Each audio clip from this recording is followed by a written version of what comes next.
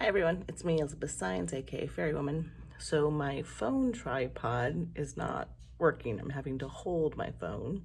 Sorry if it's a little shaky today, but the show must go on. So I'm going to continue doing it anyway. We are on day 40. Is that right? Yeah, day 40. It's day 27 in the book. And here is the fairy message. You are a divine being called human. You chose this form, this time, and this space to be here. It's not an accident or mistake that you are here. Often humans get so focused on their doing, they forget that just being is enough. You are enough by sitting and breathing, being divine beings you need to create. It is in your breath and body to yearn to create. Every human creates differently. You are creating your reality, but not necessarily how you think. Your mind, which has limited experience and is driven by an ego, is not controlling the creation experience. Your larger knowing, mixed with your feelings and the energy of who you are, creates your reality.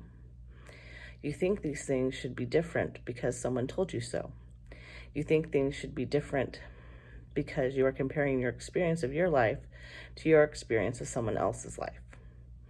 Everything is exactly as it should be. If it is uncomfortable, it is that way to motivate you to shift. Is the life you wish to create truly the life you want?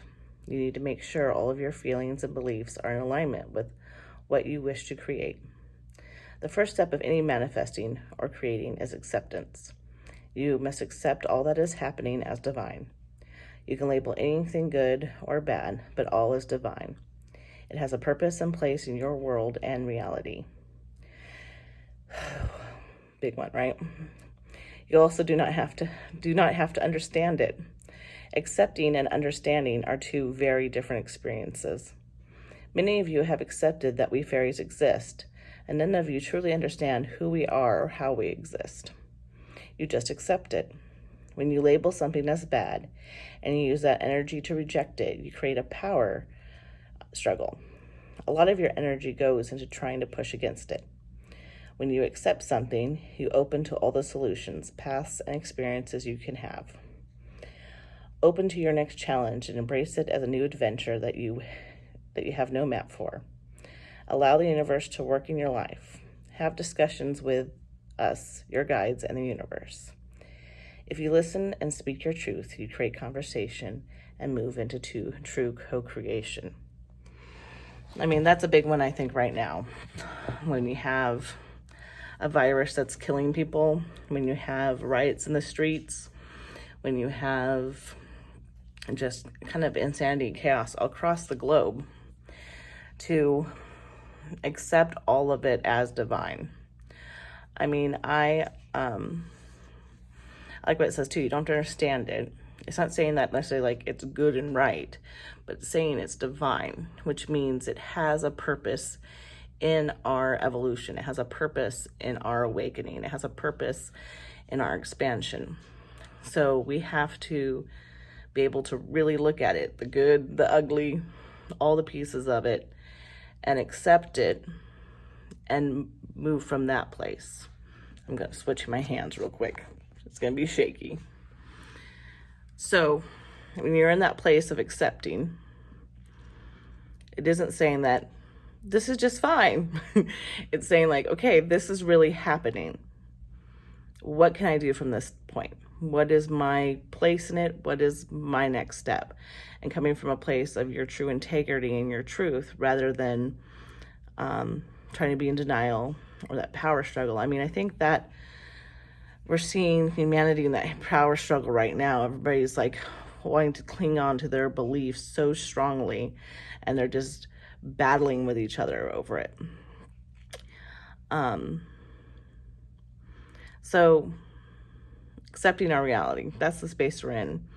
And if you want to manifest the next thing, if you want to shift the reality you're experiencing, you have to accept where it's at so you can shift. The action step. What feelings do you want to manifest? When you try to manifest things or experiences into your life, you're looking for a feeling. If you get in touch with that feeling, it will be easier to create other experiences that bring that feeling.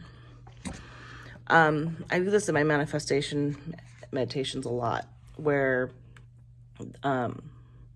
instead of trying to manifest a thing, go in underneath that thing that you're trying to manifest, relationship, job, money, whatever it is, and go into the feeling underneath that you're looking for. Is it a feeling of being enough? Is it a feeling of worthiness? Is it a feeling of love? Is it a feeling of nurturing?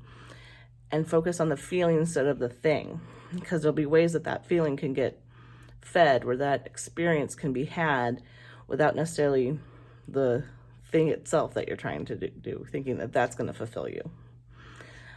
It shifts manifest thinking. Manifesting is so often I see is like very 3D reality, very monetary, I guess the best way to say it. It's often about money or job or relationship, romantic relationship. And instead of being about fulfilling our soul, where my focus often for manifesting is more about fulfilling my soul. And I hope that you can kind of put that focus there for yourself too. Anyway, around it, I hope that you have a magical day and can accept whatever reality we are experiencing today. All right, bye.